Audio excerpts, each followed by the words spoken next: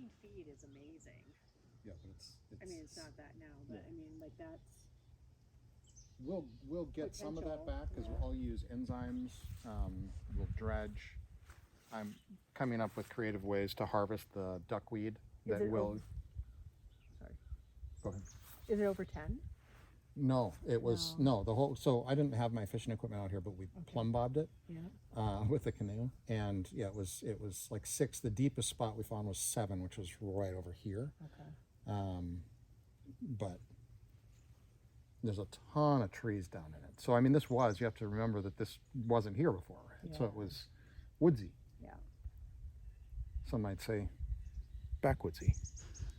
Um,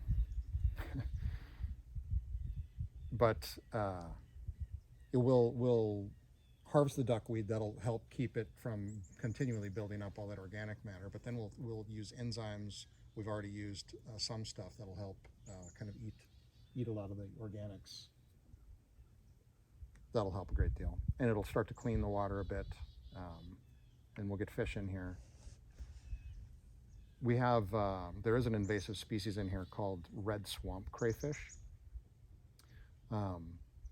So it's actually a good thing for us to be stocking this with fish, particularly largemouth bass. We'll do bass and bluegills. It's really all you can do sustainably in something like this. You could put other things in there, but they won't work well. Even the bluegills. So I'll back up. So when we got here this spring, I guess, as soon as it was enough where I could get the canoe in the water, I was busting ice. But I came down here to the south end, and there were hundreds of dead fish, winter kill.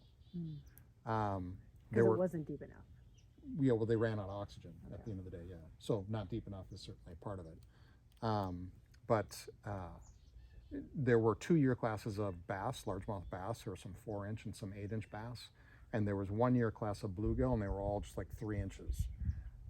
And the issue is, in here in particular, for bluegills, they need gravel to spawn, and there is none. So when I do this, I'll put in like a 50 by 50 rubber mat just to keep anything from sinking below that, and then I'll fill that. I'll dump gravel on it, and that will then create a nice little fishery for bluegills, because bluegills are what we'll want to catch and eat.